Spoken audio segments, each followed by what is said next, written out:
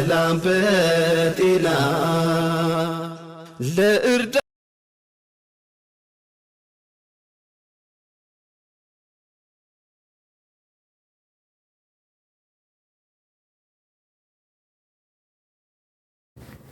አሰላሙ አለይኩም ወራህመቱላሂ ወበረካቱ።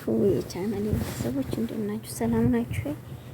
እኔ ደህና ነኝ አልሐምዱሊላህ። ኑሮ፣ ስራ፣ ጤንነት፣ አፍያ፣ ኢማን፣ ኢባዳ በላይክ በሸር በሰብስክራይብ እስቲ ገባ ገባ በሉ። እንዲሁም ክርስቲያን ወገኖች ሰላም ብያለሁ። ሰላማችሁ ብዝት ይበልኝ ሁላችሁም በዓለም ዳርቻ ላይ ያላችሁት። ዛሬ ደግሞ የመጣሁት በሚፍታህና በዛችሁ ባዘዘችባት ሴት አይ ወላድ አለ። ኧረ ተው ሴቶች፣ ኧረ ተው እንደው እንትና ፈኪ ከአህሙ ጋር ሰራይ ብላችሁ ብለሽ አንድ አልጋ ላይ እጥሴ አንድ አልጋ ላይ ትገኙ ቁጭ ብላችሁ ቶ ናዲያ እንደው ሴት አይደለሽ ማለት ነው ነገርሽ። ወላሂ እንደው ለእናትሽን አታሰድቢ ያገባሽ። እንግዲህ በሶሻል ሚዲያ ላይ እንዳየሽው አሁን ይቺ አሜሪካ ሆና ዴዚ የሚሏት ቲክቶክን እንዲያነጋገረችው እናትና አባትሽን አታስፈልጊ ባሽ። እኔ ለመጨረሻም ለመጀመሪያም ጊዜ ልናገር ነው። ቀጭን አሁን እናትና አባትሽን አታሰድቢ። የሀገራችን ባህል አይ ሴት ልጅ ኧረ አታሰድቢ። እንስትኛን እኛ ምስኪኖቹን አታሰድቢ። እኔ እናትዬ እኛ የመዳም ቅመም ነን፣ ሰርተን የምናደርስ ወይነን። ሁለተኛ ነገር እንዳንቺ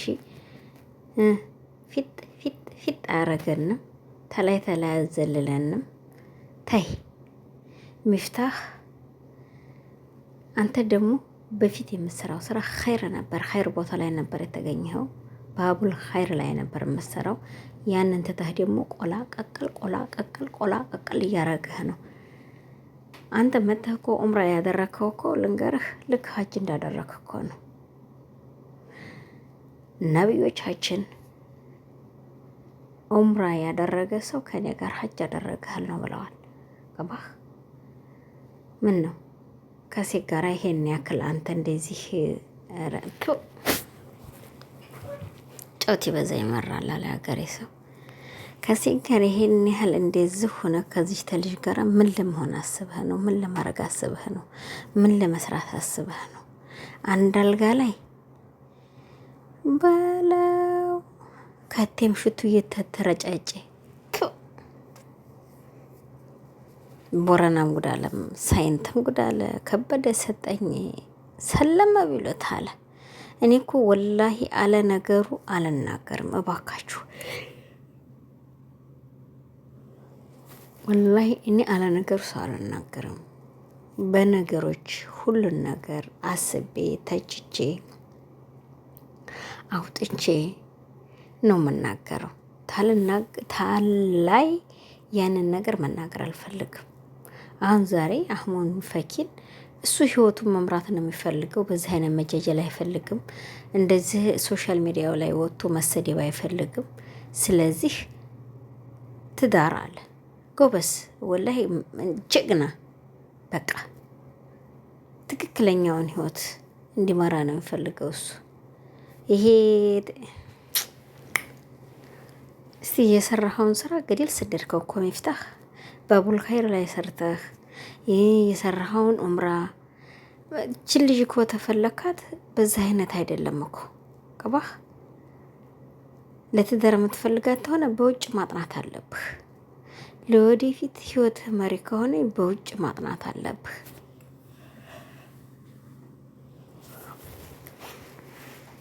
በደንብ አድርገህ ከውጭ ሆነ አጽድተህ አይተህ ነው በተሰብ ማስጠየቅ።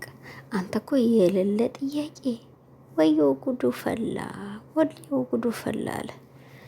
አንድ አልጋ ላይ ሽቶ እየተረጫጫችሁ አንድ እንዴ! ደግሞ እኮ ማሻላ ተባረከላ ሚፍ ሚፍ ት ወያሰልሽ ምን አገባኝ እኔ እንደዚህ እስከመሆን ድረስ እንደዚህ ብዬ የምጠራው ማን ነው እሱ? ለምን ብዬ ነው እንደዚህ ሁኜ የምጠራው? አይ ቦረናም ጉዳ ያለ ሳይንትም ጉዳ ያለ ከበደ ሰጠኝ ሰለማ ቢሉት አየናና ደንቢ ዋላና ቀይ አፈር ምን ትጠቀሚያለሽ? አንቺን ትልሞት ብሏል አዝማሪው።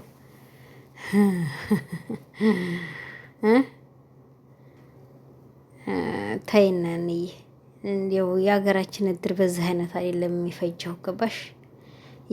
የውጭ ስታይል እናይ ብላችሁ ተው። የውጭ ስታይል እኮ የሚታየው ወደ አሜሪካ፣ ወደ ለንደን፣ ወደዛ ሂዳችሁ እዛ ቦታ ላይ ሆናችሁ ነው ይህንን አይነት ስታይል ማሳየት ማለት ነው። እሺ ገባሽ? አሁን ያለሽው ኢትዮጵያ ምድር ላይ ነው። አባትሽ እናትሽ እንዴት ተጋቡ በደንብ ያስረዱሽ። ገትቶ አይደለም አባትሽ ሶሻል ሚዲያ ላይ ወጣ አይቷት አይደለም። አንቺም ሶሻል ሚዲያ ላይ አይተሽው አይደለም። ታላገባሁ እሱም ብላ እናትሽ አላለቀሰችም። አንቺ እኮ ሶሻል ሚዲያ ላይ እኮ ነው ያለቀሽው። ጉዱ ወየ ጉዱ አለ በለው።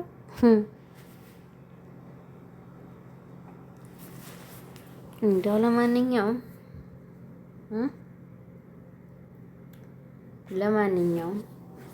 ፌጦ መድኃኒት ነው ብሏል ያገር የተራች።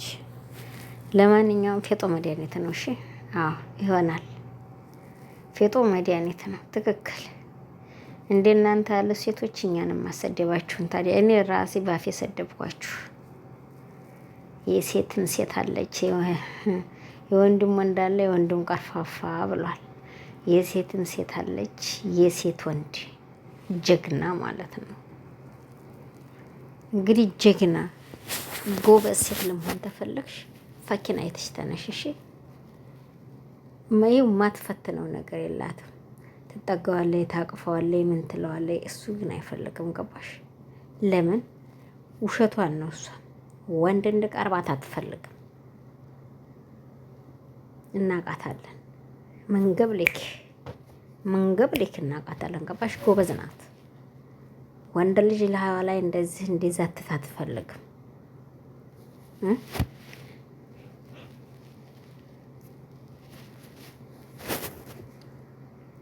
ስለዚህ አንቺም ደግሞ አንድ አልጋ ላይ ሽቶ እየተረጫጨሽ ወይንም ደግሞ ጠይብ የተከራየሽው ቤት አልጋውን በስነ ስርዓት አንጥፈሽ እጫፉ ላይ ተቀምጣችሁ መስራት አትችሉም? አንድ አልጋ ልብስ ለብሳችሁ በለው ተጠቃለን አረፍን ኒካ ሰሩና እንደዛ ተትጃጃሉ። ምንም ችግር የለም። ግን አለለ ሐላል አላህ ኒካ እንደዚህ ተትጃጃሉ ያስጠላል።